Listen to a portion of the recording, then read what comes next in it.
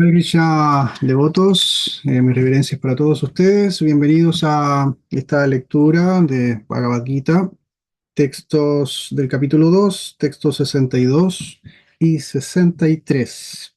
Comenzamos invocando los nombres del Señor Krishna Vasudeva. Om Namo Bhagavate Vasudevaya.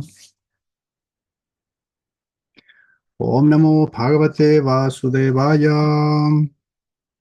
Om Namo Bhagavate Vasudevaya. Namah Vishnupadaya Krishna Prasthaya Bhutale Srimate Bhaktivedanta Swamini Namine Namaste Saraswati Deve Gauravani Pracharine Nirvishesha Shunyavadi Pasyatya Shadarine Om Gyana Timirandasya Gyananjana Shalakaya Shakshurum Militam Jena Tasmei Sri Gurave Namaha. Perfecto, entonces el texto, capítulo 2 texto 62 dice así. Dhyayato Vishayam Pumsa Sangasteshu Pajayate Sangat Sanjayate Kamat Kroto Abhijayate. Traducción. Al contemplar los objetos de los sentidos, en la persona se desarrolla el apego a ellos. De ese apego nace la lujuria y de la lujuria surge la ira. Significado por A.C. Bhaktivedanta Swami Srila Prabhupada aquí ya. Aquel que no está consciente de Krishna es propenso a tener deseos materiales mientras contempla los objetos de los sentidos. Los sentidos requieren de ocupaciones reales, y si no están ocupados en el trascendental servicio amoroso del Señor, buscarán sin duda una ocupación en el servicio del materialismo. En el mundo material, todos, incluso el señor Shiva y el señor Brahma, para no hablar de otros semidioses de los planetas celestiales, están sometidos a la influencia de los objetos de los sentidos, y volverse consciente de Krishna es el único método para liberarse de este enigma que es la existencia material. El señor Shiva se hallaba profundamente absorto en la meditación, pero cuando Parvati lo provocó en aras del placer de los sentidos, él accedió a la propuesta y como resultado de ello nació Kartikeya. Cuando Haridas Thakur era un joven devoto del Señor, fue tentado de la misma manera por la encarnación de Maya Devi, pero Haridas pasó la prueba fácilmente gracias a la devoción pura que le profesaba al Señor Krishna. Como se ilustró en el verso de Sri Yamunacharya que se citó anteriormente, un sincero devoto del Señor evita toda clase de goce material de los sentidos en virtud del gusto superior que encuentra en el disfrute espiritual que hay en la compañía del Señor. Ese es el secreto del éxito. Por lo tanto, aquel que no se encuentra en el estado de conciencia de Krishna, por poderoso que sea en controlar los sentidos mediante la represión artificial, es seguro que finalmente fracasa, pues el más ligero pensamiento en el placer sensual lo agitará y lo llevará a satisfacer sus deseos. Texto 63. Rotha Pavati Samoha Samohat Smriti Vibramaham Smriti Bramshat Puti Nashat Pranasyati. Traducción. De la ira surge la ilusión completa y de la ilusión la confusión de la memoria. Cuando la memoria se confunde, se pierde la inteligencia y al perder la inteligencia, uno cae de nuevo al charco material. Significado.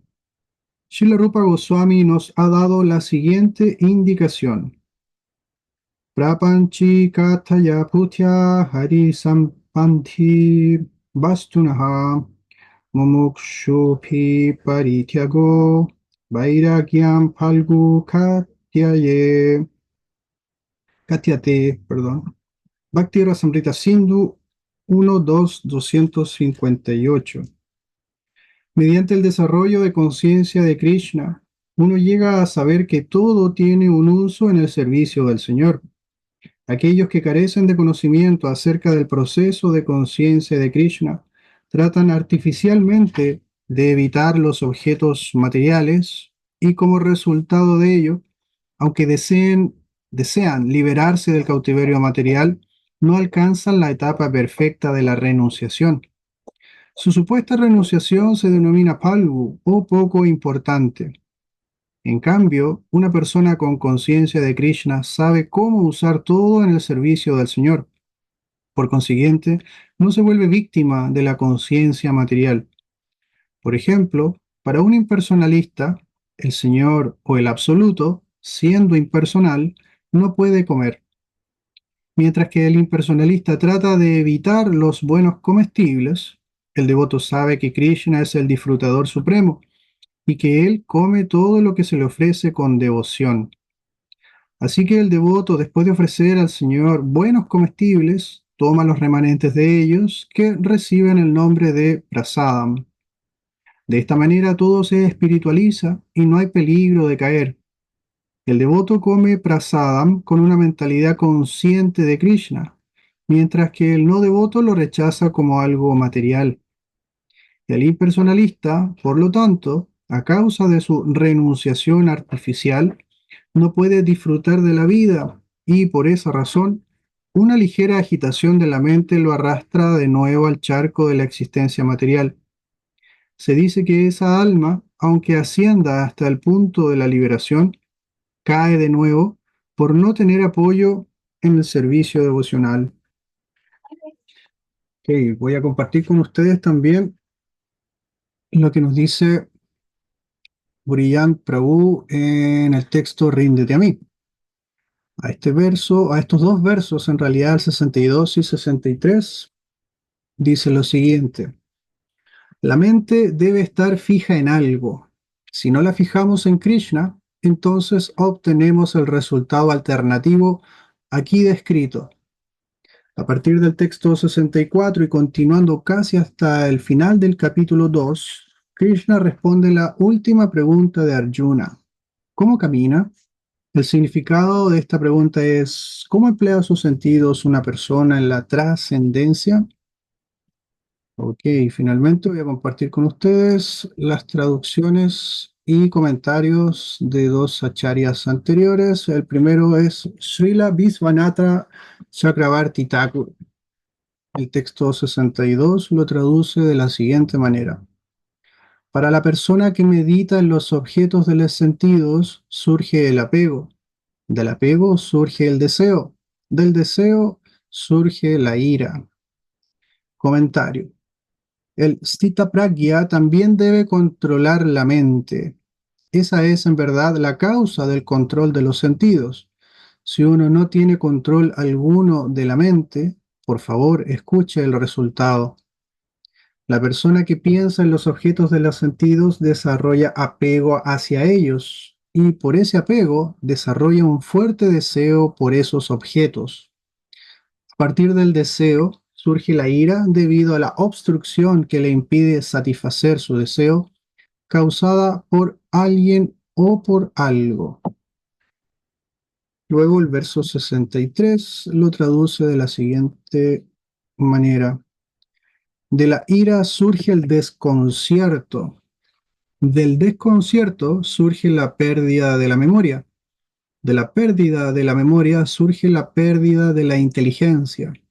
De la pérdida de la inteligencia uno queda completamente destruido. Comentario. De la ira surge la falta de discernimiento entre lo que se debe hacer y lo que no se debe hacer.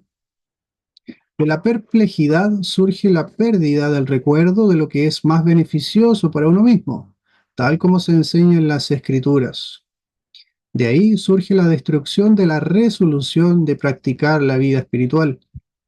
Entonces uno cae nuevamente en el pozo del samsara.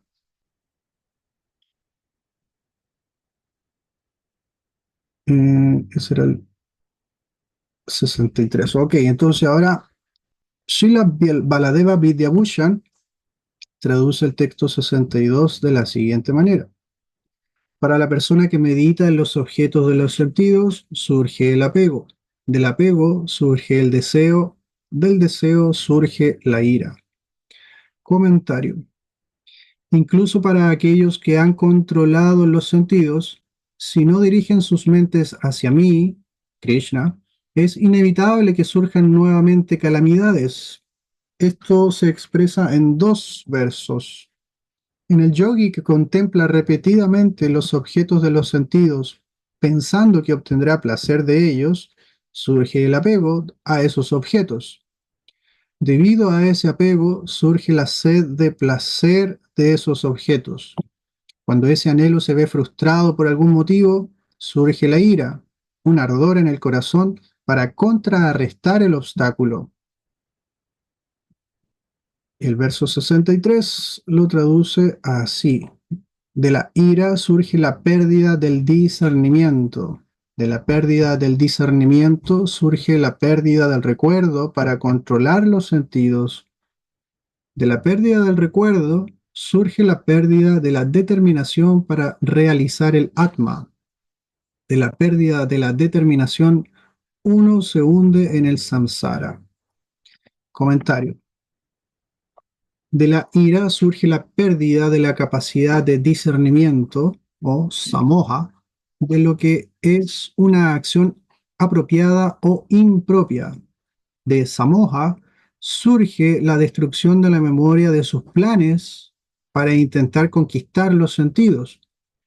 De esta destrucción de la memoria surge la destrucción de la determinación necesaria para obtener el conocimiento del Atma. De la destrucción de la determinación, uno entra en el océano del disfrute material y continúa en el samsara. Sin entregarse a Krishna, los sentidos conectan la débilmente con los respectivos objetos de los sentidos. Por lo tanto, aquel que quiere conquistar la mente debe adorar al Señor.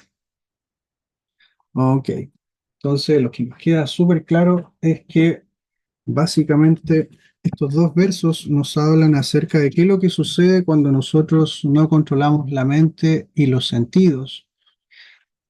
Cuando no se controla la mente y los sentidos, estos se ocupan naturalmente en el servicio de Maya, del materialismo. Y en ese servicio del materialismo ocurre lo siguiente, que uno al ocuparse en los objetos de cada uno de nuestros sentidos, va a surgir un apego hacia las cosas que nos parecen atractivas. Cada uno de nuestros sentidos está conectado con algún objeto y cuando esos objetos nos parecen atractivos, desarrollamos naturalmente un apego hacia ese objeto.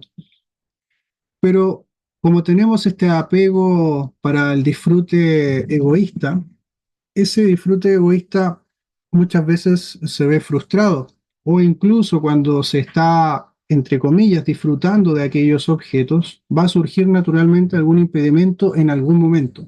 Creo que todos hemos tenido esa experiencia práctica, ¿no? De cuando estábamos tratando de disfrutar algo que nos parecía sumamente atractivo o algo que nos gustaba mucho, en algún momento surge algún problema que nos impide seguir disfrutando de ese objeto.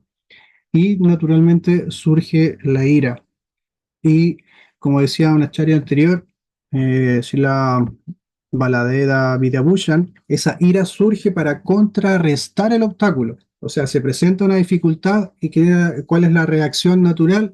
Es ir a tratar de erradicar o quitar ese obstáculo del medio mediante la ira, ¿verdad? Surge esta fuerza poderosa que va al choque, va a la pelea directamente, ¿no? Y para poder sacar ese obstáculo del medio y poder continuar con el disfrute de aquel objeto de los sentidos.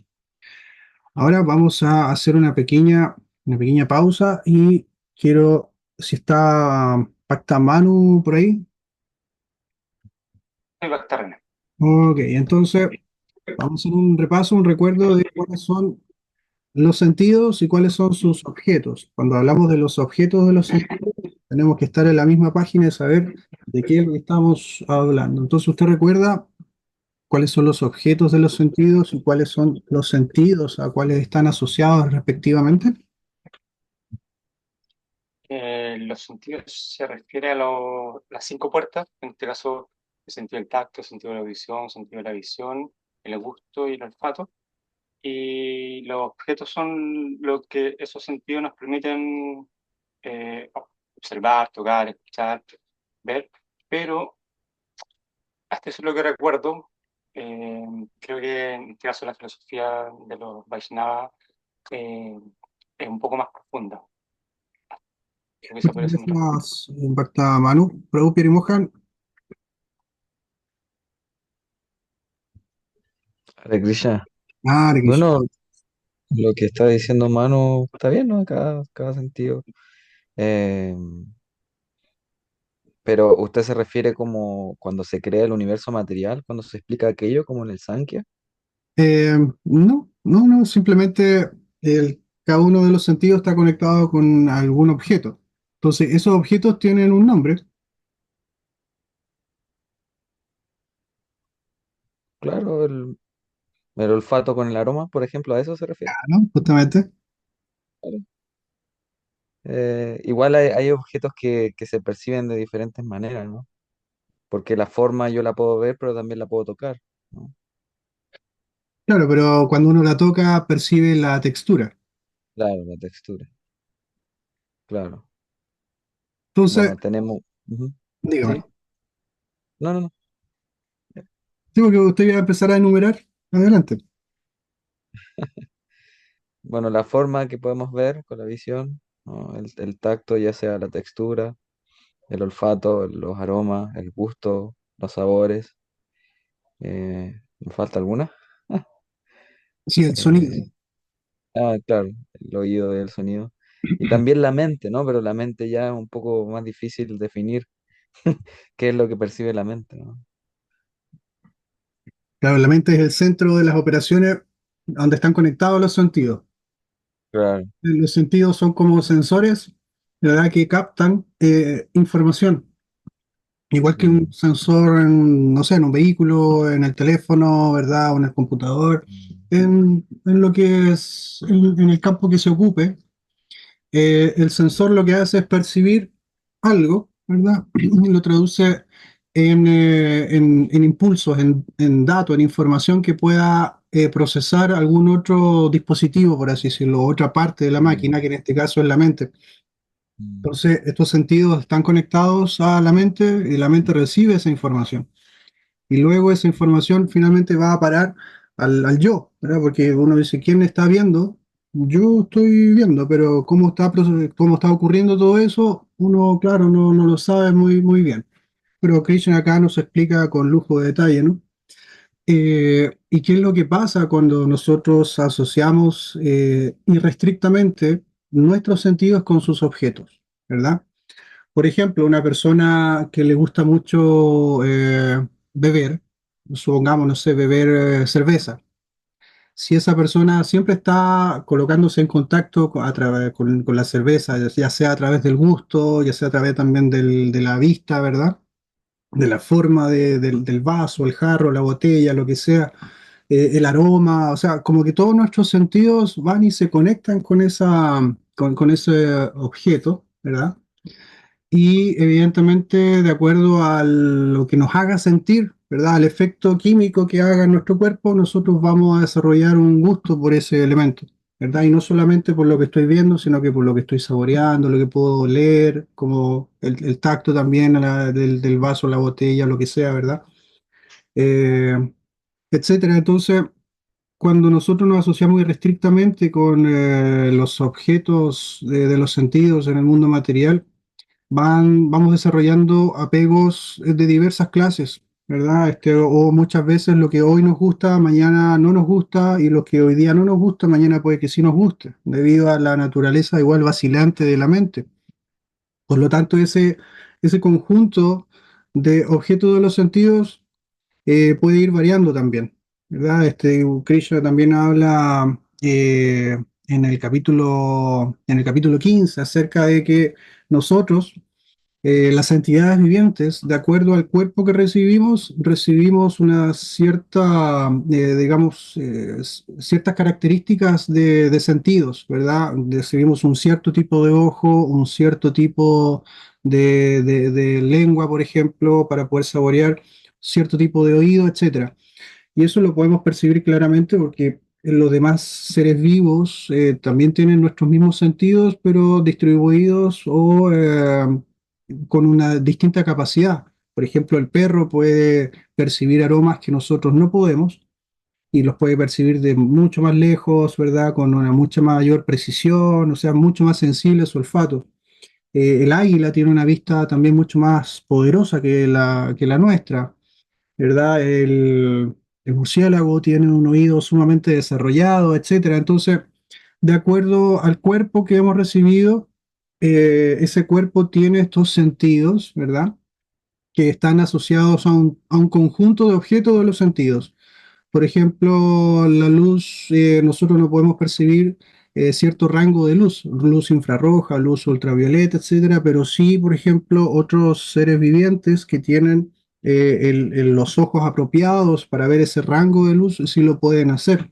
Por lo tanto, el conjunto de objetos de los sentidos que ellos perciben es distinto al de nosotros, ¿verdad? Estamos en el mismo mundo material, pero cada una de las entidades vivientes percibe una porción distinta de ese mundo. Por lo tanto, de acuerdo a ese cuerpo, nosotros vamos a relacionarnos con el mundo, vamos a recibir cierta información, eso nos va a finalmente hacer actuar de cierta manera, ¿verdad? Todo esto está diseñado para que nosotros respondamos de alguna manera, ¿verdad? Hay un estímulo y nosotros respondemos. Entonces, lo que nos enseña finalmente Bhagavad Gita y Krishna es cómo nosotros podemos controlar esa respuesta, cómo podemos regular esa respuesta, y no simplemente dejarnos llevar por la inercia que significa también el mundo material. La inercia en ese sentido es responder, por ejemplo, cuando algo nos desagrada o cuando vemos frustrado nuestro disfrute. La respuesta natural es la ira, ¿verdad? Entonces eso está ahí como predeterminado, por así decirlo. Pero nosotros tenemos que desarrollar ciertas cualidades para que esa respuesta predeterminada no ocurra, porque si sigue ocurriendo, en el fondo vamos a seguir enredados ¿sí? En el ciclo del nacimiento y la muerte, porque de la, de esta, de esta ira, ¿verdad? Surge, él dice, la ilusión completa y de la ilusión la confusión de la memoria. Entonces, lo que nos explicaban los acharyas anteriores era, bueno, de qué se trata, por ejemplo, la confusión de la memoria. Nosotros, a través de la lectura, a través del aprendizaje de las escrituras, vamos recordando de que tenemos que, por ejemplo, controlar nuestros impulsos. Pero si dejamos que la ira haga de las suyas, vamos a olvidar eso y dicen, no me voy a acordar de que me tengo que autocontrolar. Entonces estoy perdiendo esa memoria de todo lo que he aprendido, se fue, digamos, por el caño y simplemente la ira arrasó con todo eso y no me acordé de lo que todo esto que he estado aprendiendo. Luego dice, cuando esa memoria se confunde, se pierde la inteligencia. ¿Qué significa eso? Que la inteligencia es el elemento que nos permite discernir qué es lo provechoso y qué es lo que no es provechoso para nosotros. Entonces, cuál es nuestro bien en el fondo? Entonces, al surgir la ira, al perder la memoria de lo que nosotros hemos estado aprendiendo a través de conciencia de Krishna, vida espiritual, vamos a perder, dice también la inteligencia, porque vamos a estar actuando de una manera que no es buena para nosotros, ni tampoco para el entorno, para las demás personas. Por lo tanto, al perder esa inteligencia, dice, uno cae de nuevo al charco material. Y eso evidentemente es cuando uno se da cuenta y dice, wow, respondí de la misma manera que estaba respondiendo, no sé, hace mucho tiempo atrás, ¿verdad? Cuando todavía no tenía conocimiento acerca de la conciencia de Krishna y ahora estoy respondiendo ante un estímulo de la misma manera. Entonces, evidentemente, sigo acá en el charco material, ¿no? Así creyendo que soy el cuerpo, ¿verdad? Creyendo de que tengo que ser satisfecho en todos mis deseos, etcétera. Hay una, hay una parte del significado de Srila Prabhupada en el Chaitanya Charitamrita, Madhya Lila, capítulo 19, texto 149, cuando habla acerca de los deseos, ¿verdad? De que los karmis tienen deseos materiales de siempre estar disfrutando, los gyanis también desean fundirse con el Señor, los yogis siempre desean más poderes yógicos para poder manifestar proezas mágicas, ganar aduladores, etcétera. Entonces hay una parte que es muy interesante cuando Srila Prabhupada menciona por qué el devoto debería desear algo bueno para sí mismo, si él debería siempre estar pensando en cómo satisfacer a Krishna. Por lo tanto, si esa, digamos, logramos, si nosotros logramos que esa sea nuestra pauta de siempre pensar por qué tengo que desear algo bueno para mí mismo, así como tengo que siempre estar deseando que Krishna sea satisfecho. Entonces, de esa manera evidentemente, cuando surjan estos problemas, surjan estas frustraciones a nuestros deseos, recordar de que en el fondo no tengo que estar deseando estas cosas buenas para mí, sino que primero, evidentemente, tengo que satisfacer a Krishna. También, como lo dice acá en su significado Srila Prabhupada, ¿no? En el verso 63 cuando habla acerca de que los impersonalistas, por ejemplo, no, al tomar en consideración o al creer de que el absoluto, Krishna o Dios, Dios, ¿verdad? Este es impersonal y que por lo tanto no come. Y ellos evitan los buenos comestibles, ¿verdad? Pensando que simplemente son más, es maya, es todo sigue siendo como la misma ilusión, ¿no? Pero el devoto, al entender de que Krishna, Dios, es una persona, entonces le ofrece buenos comestibles a Krishna y de esa manera él también toma los remanentes. Entonces, de esa forma uno sigue disfrutando de los sentidos, pero de una manera regulada, de una manera trascendental, de una manera en que se está estipulada en las escrituras.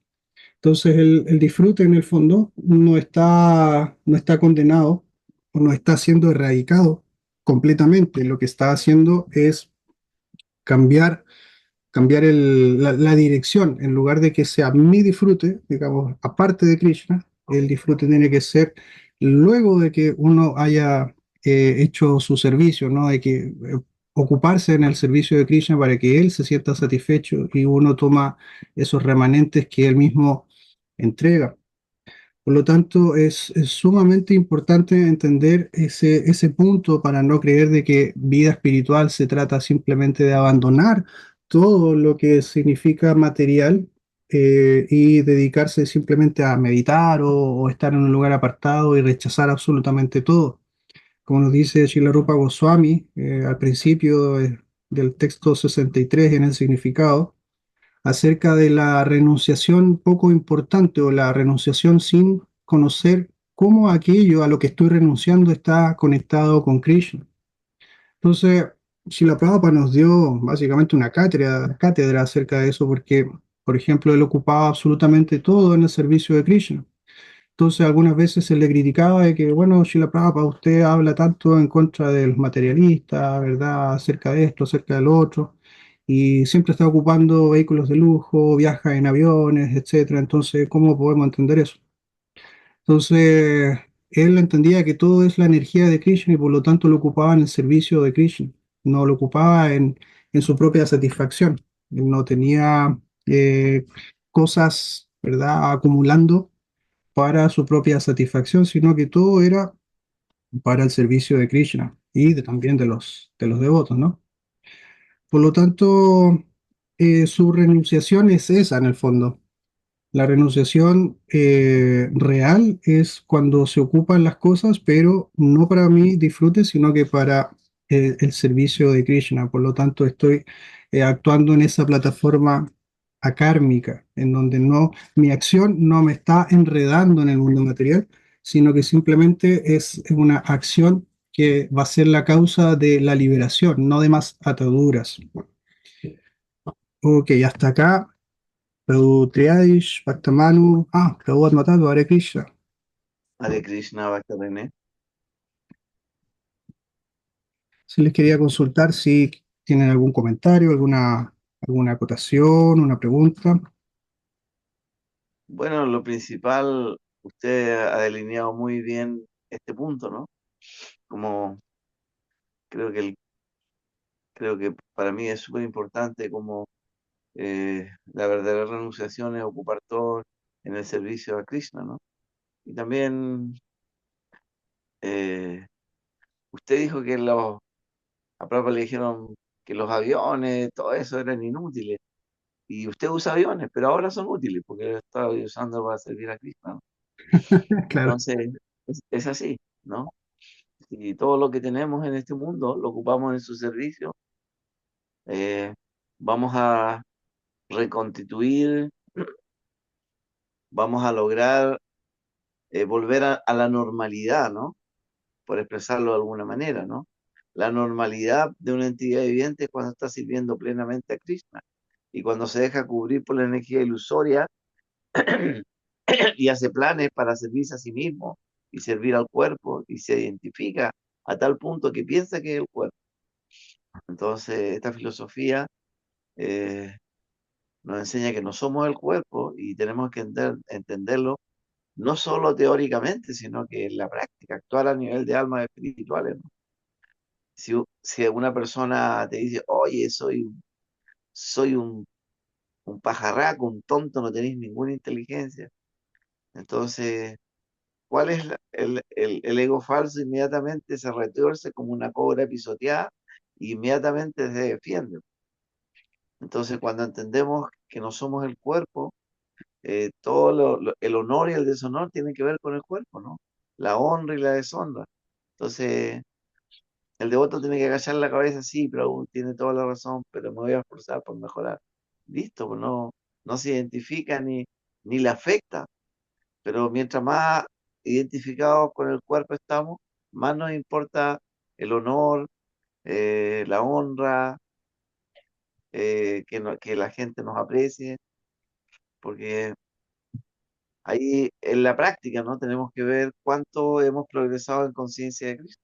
Si podemos aplicar esta filosofía en nuestra vida, ¿no? Cuánto siempre el devoto tiene la mejor actitud de iluminar a todo el mundo, ¿no? Y si hay algún problema, él siempre es apacible, ¿no? Esa es la prueba, ¿no? De que una persona se está purificando, ¿no? Entonces, lo que nosotros observemos, nos vamos a pegar a eso. Si, si nuestra vista y nuestros sentidos están dedicados a practicar conciencia de Krishna, ciertamente que eso nos va a liberar. Pero si lo queremos para nuestro propio disfrute, eso va a ser condicionante y, y siempre va a ir en crecimiento, ¿no? Va a ir aumentando, ¿no? La, por eso Krishna Bhagavad Gita dice que la lujuria no se le puede satisfacer, ¿no? Y arde como el fuego, ¿no? Mientras más trata de satisfacer, más aumenta, ¿no? Prabhupada da el ejemplo de que es como tirarle combustible a un fuego, ¿no? Tratar de tirarle combustible a un fuego, ¿no? El fuego eh, reacciona con mayor severidad, arde mucho más rápido, ¿no? Entonces, Prabhupada decía, el proceso de conciencia de Krishna es bajar la fiebre, ¿no? La fiebre material, estamos a los 41 grados, ¿no? Y esta filosofía tiene que bajar esta fiebre material, ¿no? De los deseos, volver a la etapa sana, ¿no? Mientras más consciente de Krishna nos volvemos, nuestra temperatura está volviendo al rango ideal, ¿no? ¿Qué le parece a usted, Prabhupada?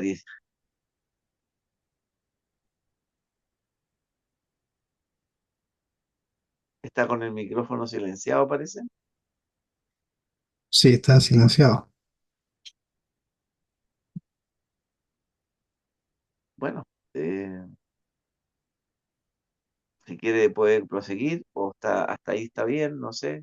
Usted organice lo Bhakta René. Ok, Prabhu, gracias. Menos todo lo que yo escuché, a mí me pareció perfectamente acertado con el Siddhanta Vaishnava. Es lo que hemos aprendido a los pies del otro Srila Prabhupada. Nuestro deber es implementarlo en nuestras propias vidas y compartirlo con los demás, ¿no? Ese es nuestro deber. Y eso es apreciado por Krishna. Muchas gracias, Prabhu. Entonces, sí, yo le quería Sí. pedir a Bhakta Manu, relacionando este verso 62 que nos dice, al contemplar los objetos de los sentidos, la persona se desarrolla el apego a ellos, de ese apego nace la lujuria y de la lujuria surge la ira. Le quiero pedir que nos lea, por favor, del capítulo 16, el texto 21, en la sánscrito, traducción y significado, por favor. Hoy, 16 y 21. ¿Qué verso 17, 21? 16 y 16, 21. 16, 21. 16, 21, ok. Me dice Bhaskara cuando empiezo. Adelante. Sí, voy. Dividam narakas yedam, dvaram nasanam atmanaha, kamadrukrodas tata loahas, tasmat etat trayam tyayet. Hay tres puertas que conducen a este infierno: la lujuria, la ira y la codicia. Todo hombre cuerdo debe abandonarlas, pues llevan a la degradación del alma. Significado. Aquí se describe el comienzo de la vida demoníaca. Uno trata de satisfacer su lujuria y cuando no puede hacerlo, surge la ira y la codicia. Un hombre cuerdo que no quiere deslizarse hacia las especies de vida demoníaca debe tratar de abandonar esos tres enemigos, los cuales pueden matar al ser hasta tal punto que no haya posibilidad de liberarse de este enredo material. Muchas gracias, Bhaktaman. Entonces, ¿qué le parece a usted lo que nos está haciendo Krishna acá en el texto 262? ¿Verdad? Que ahí nos está dando las directrices o en realidad la manera en que nosotros podemos llegar a comenzar la vida demoníaca, tal como lo dice Srila Prabhupada en el 16:21. Dice, aquí se describe el comienzo de la vida demoníaca. ¿Y cuál es? La lujuria, la ira y la codicia. Entonces, esto está íntimamente relacionado con este verso que estamos estudiando porque aquí se nos dice que cómo comienza esa lujuria y cómo comienza la ira. Por lo tanto, no es simplemente algo que tenemos que abandonar para poder estar como en una situación más apacible, sino que es sumamente peligroso esa lujuria y esa lujuria frustrada que se transforma en ira, porque nos puede llevar inmediatamente a el comienzo de la degradación, dice, la degradación del alma. Entonces, ¿qué piensa usted, Pactamano, respecto, digamos, a este punto que nos está diciendo Srila Prabhupada también en el 16:21? La correlación, como bien lo señala, es notable, porque en esencia, eh, por tener este maravilloso cuerpo y esta maravillosa mente, pero al no estar instruido y al no entender básicamente cómo funciona la realidad de la existencia en este planeta, y claro, y entendiendo en este caso respecto a la naturaleza natural de la realidad, la puna, y claro, si es que no se controla, si no se purifica, si no se entrega la conciencia en este caso al entendimiento de la filosofía de Krishna, es súper fácil caer. Es fácil caer en este caso lo que nos gusta, lo que nos disgusta, como bien se explica, claro, si no me gusta, lo reprimo, me produce ira, estoy súper afecto, si es que no estoy yendo hacia, en este caso, aquí no se menciona lo sádvico, el equilibrio, el balance, y como bien se enlaza que si todo esto se empieza a perder, yo, para mí estos versos son muy interesantes porque lo he estudiado no pocas veces en el contexto del yoga, se habla mucho de chitta, entonces al hacer contacto, no tener control de los sentidos, se pierde la capacidad de la percepción correcta de la realidad, se desequilibra, se desbalancea la mente, se toman malas decisiones, se pierde la capacidad de buddhi, hasta que uno finalmente queda como la imagen 6 del canto del Damodar, en este mar de samsara atrapadísimo, queriendo salir, pero es prácticamente imposible. Entonces, el poder contar con esta información para nosotros, en particular occidentales, es muy bueno porque nos permite ver esta estructura de la mente más que la personalidad, que en este caso nacimos en una cultura, en una sociedad que siempre nos dicen, me gusta eso, lo quiero, si no lo tengo, igual lo voy a tener, lo puedo comprar, lo puedo quitar, entonces poder entender el funcionamiento estructural de la matriz le hace la mente y a su vez cómo se produce esta interacción con la realidad, con la vida, y no confundirse en maya, maravilloso. Eso es lo que podríamos, ¿no? Prácticamente englobar. Muchas gracias, Bactamano. Sí, precisamente lo que usted menciona, ¿no? Acerca de que si uno no logra controlar esta fuerza, este ímpetu de los sentidos y de la mente, evidentemente no se va a poder establecer en una plataforma sádvica, una plataforma de bondad y purificar la inteligencia, el buddhi, para poder efectivamente entender qué es lo que me hace bien, ¿verdad? Porque muchas veces nosotros desde una plataforma materialista, cuando hablamos de que tenemos que hacer las cosas que nos hagan sentir bien y todo eso, es simplemente complacencia de los sentidos, ¿no? O de el desarrollar, quizás voy a tocar un tema un poco polémico, ¿no? Pero cuando se habla mucho acerca del amor propio, dice, no, que el amor propio. Básicamente es ese amor propio, ¿verdad? Que entendido aparte de Krishna, aparte de Dios, ese amor propio es simplemente el ego falso que está queriéndose hacer más cariño todavía, ¿verdad? Entonces, en ninguna parte que yo recuerde, en toda la literatura que nos dejó Srila Prabhupada, se habla acerca de que el amor propio se debe cultivar de una manera, digamos, egoísta. El amor propio es algo que viene de la mano con el amor a Krishna. Si nosotros vamos a desarrollar amor propio y dejar a Dios de lado, entonces eso es simplemente más ego falso. Por lo tanto, esto nos sirve también para no caer de repente en estos clichés o en estas proposiciones, ¿verdad?, de ciertas corrientes que hablan acerca de eso, ¿verdad? Se entiende muy mal este concepto del amor propio, se entiende desde simplemente lo que, como yo no dejo que otros me pasen a llevar o como que me pongo yo como lo más importante, ¿verdad? Pero sin ninguna conexión con algo devocional. ¿Verdad? Yo soy importante en la medida en que yo estoy desarrollando vida espiritual, pero si eso va a causar en mí el orgullo de que, yo soy importante porque estoy haciendo esto, entonces eso también sigue siendo un impedimento, ¿no? Entonces el Vaishnava siempre debe ser una persona sumamente humilde en ese sentido, ¿no? Siempre considerarse más bajo que una brisna de hierba, ¿verdad?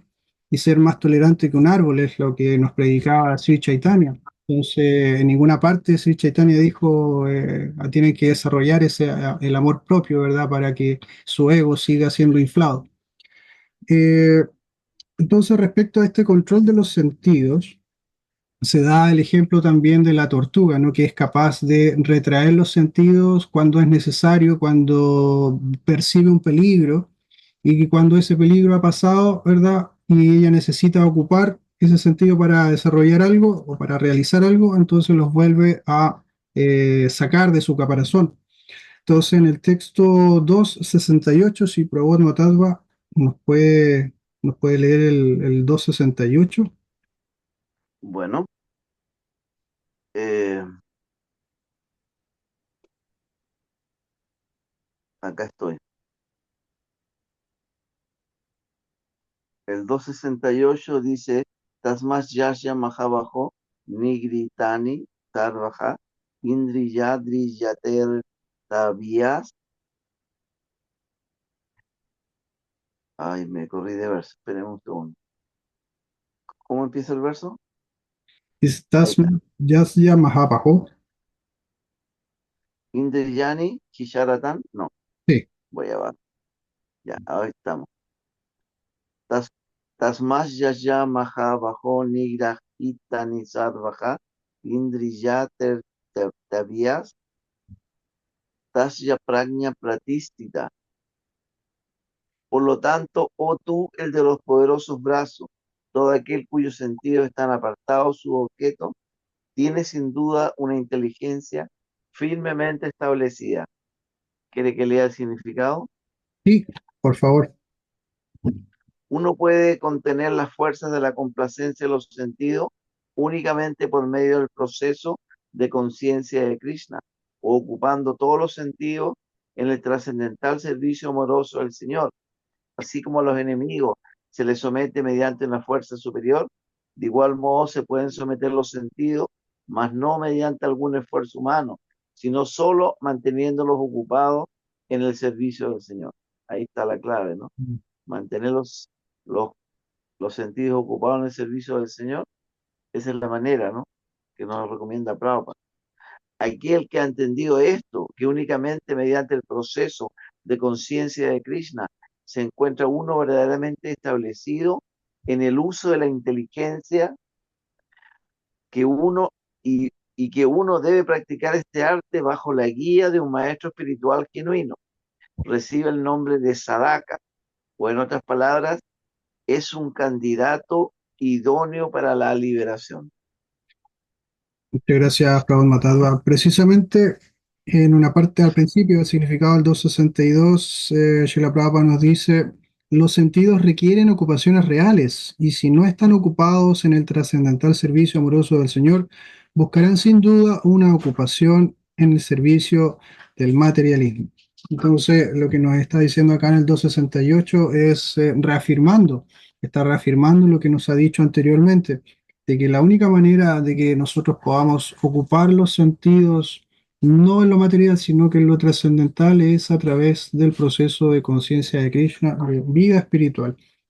Y de esa manera, al estar en contacto con esta fuerza superior que significa el proceso de conciencia de Krishna, los sentidos pueden quedar bajo control. ¿Por qué? Porque son los sentidos, recordemos, son energías divinas, no es algo que nosotros podamos controlar simplemente por nuestro propio esfuerzo.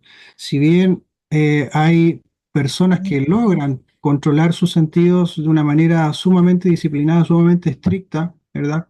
Pero si no reciben esta ayuda, si no tienen este apoyo en el servicio devocional, van a volver a caer.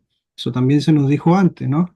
Entonces, la forma segura, la forma progresiva en que uno va a controlar sus sentidos es ocuparlos en el servicio al Señor, porque de esa manera nosotros estamos buscando esa ayuda, estamos buscando ese apoyo.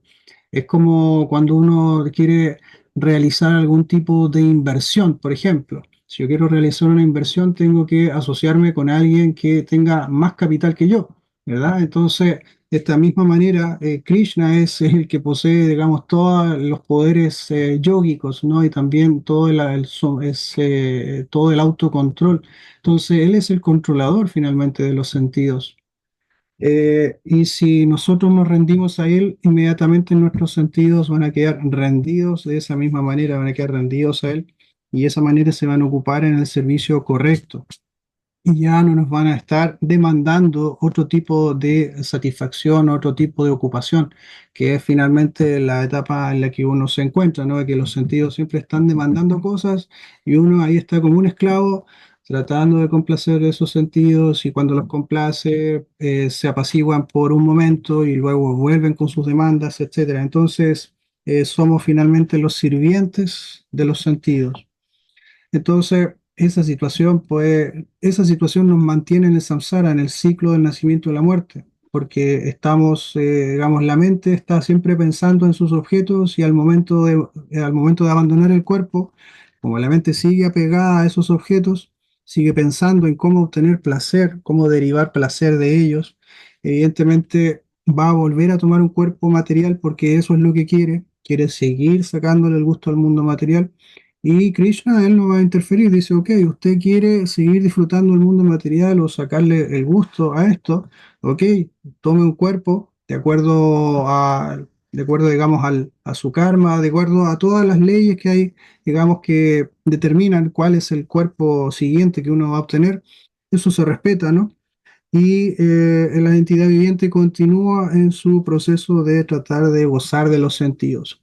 Pero evidentemente dentro del mundo material siempre nos vamos a encontrar con estos cuatro grandes problemas, ¿verdad? El nacimiento, la muerte, la vejez y las enfermedades. Nadie está libre de esas influencias que siempre nos están perturbando, siempre nos están causando problemas para justamente para este mismo supuesto disfrute, ¿verdad?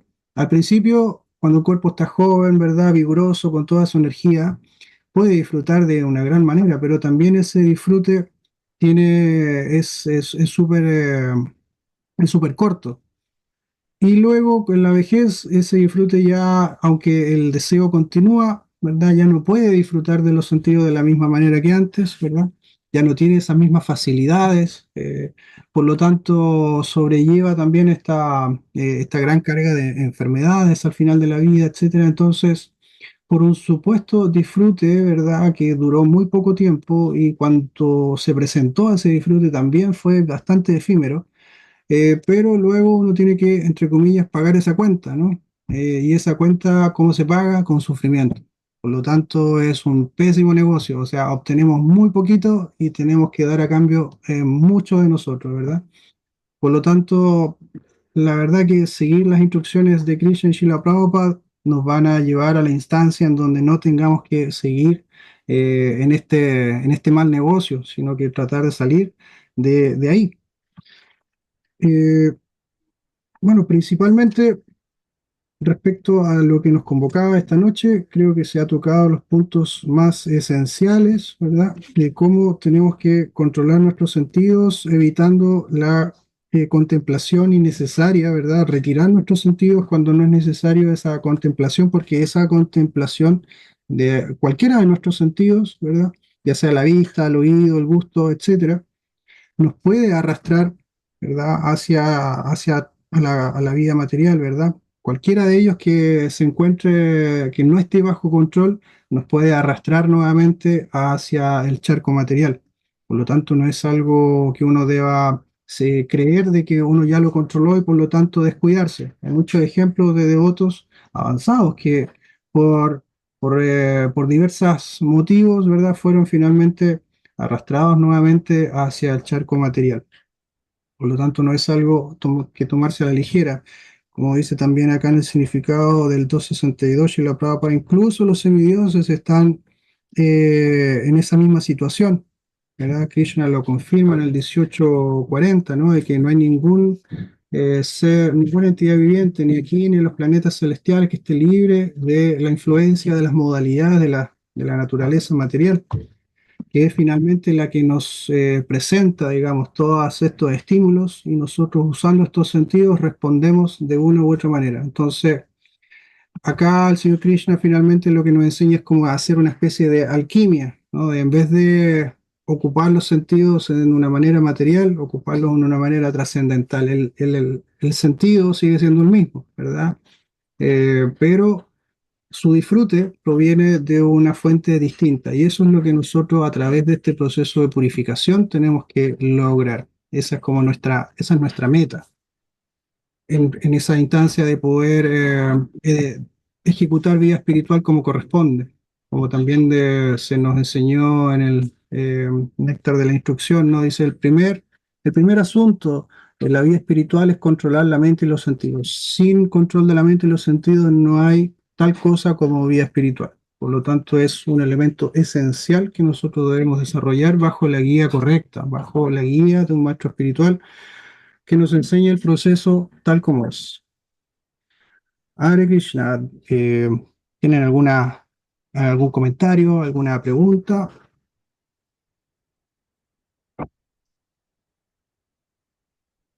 Bueno, yo en lo principal darle las gracias por una hermosa exposición. Siempre es una alegría, es muy estimulante poder escucharlo, porque Krishna le está otorgando su misericordia, ¿no? Así que bueno, el- si no hay nada más que preguntar, está grabando, Sí, bravo. puede dejar de grabar y leemos el Prabhupada Lilamrita. Ok, bravo. Entonces, El- darle las gracias a todos los devotos y devotas por esta oportunidad de Krishna Katha, de esta oportunidad de servicio, y nos encontramos en una próxima oportunidad. Hare Krishna.